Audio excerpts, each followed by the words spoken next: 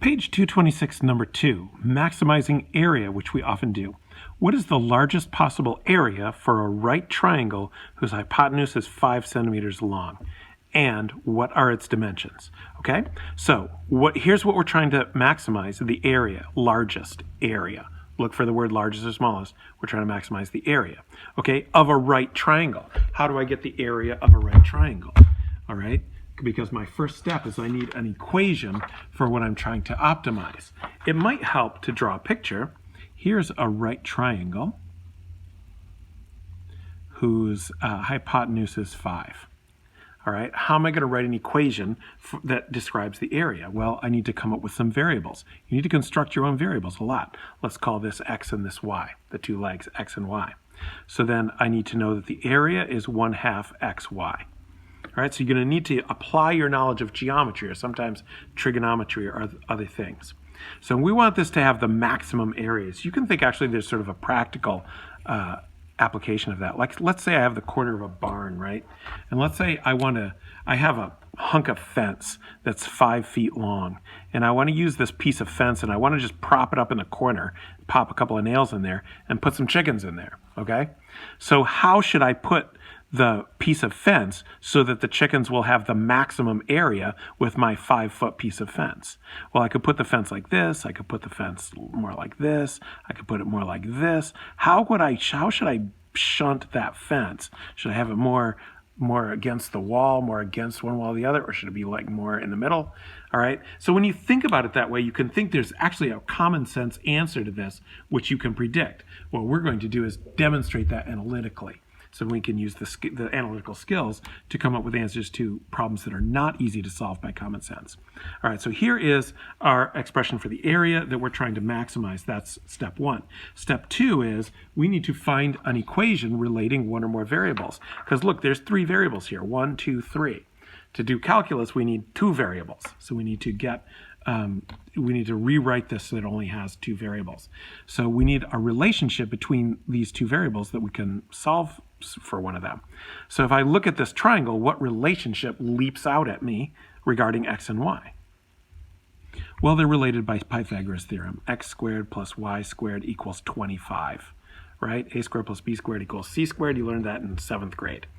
All right, so now we need to, implied in step 2 is we need to solve this for one variable or the other. It actually doesn't matter which variable you solve for.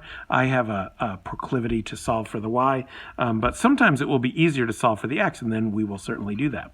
So remember, when you're solving an equation analytically, and I take the square root of both sides, I'm necessarily going to have a plus or minus in my equation. However, remember that this y represents a length, a distance. Distance is always positive. Now, by the way, time is not always positive. Time can be negative. I can have negative time. It just means before the 0 of time, which is arbitrary. So, I could, if 0 is midnight, it could be before midnight, and that would be negative time. Distance, however, is always positive. Position can be negative, but distance is always positive. All right, this is the length of a side, so it's always going to be positive. All right, now I'm ready to do step 3, which is to substitute this equation into this one. So that's where this one gets pretty hairy, because I'm going to end up with 1/2 x square root 25 minus x squared. So it's quite a difficult thing to do. Your derivative and solve, it's awful. All right, but we're going to do it anyway, because that's how we roll. So first thing I'm going to do is rewrite this square root. We're going to write it as a fractional exponent. And then when we do our derivative, we're going to have to do chain rule. So this is our step 4. We're going to find the derivative, a prime. We're going to have to do product rule and chain rule. So here's f, here's g. This is a product. I'm going to have to do f prime g plus f g prime. All right, so f is 1/2 x. Let's put an equals there. F prime. I almost messed that up. Okay, so f prime is just 1/2. All right, g is 25 minus x squared to the 1/2 power. And then plus, now I'm going to have f, which is 1/2 x, g prime, which is, so that's a chain rule, 1/2 25 minus x squared to the negative 1/2 power, and then times the derivative of the inside, negative 2x. So there's my a prime. So I've used all these, I've changed my radical to a fractional exponent in order to do the derivative. Now the next step, step 5, I'm going to need to solve an equation. So I want to rewrite this so that it's going to be a little bit more solvable. And that means I want to put the fractional exponents back as radicals, the negative exponents back as fractions. So that'll just make it easier to solve. So this is going to give me square root 25 minus x squared over 2. That's for this term. And then here I'm going to have positive, negative, so let's just say minus 1/2 times 1/2 times 2. So I'm going to have 1/2. Let's just put that 2 in the denominator.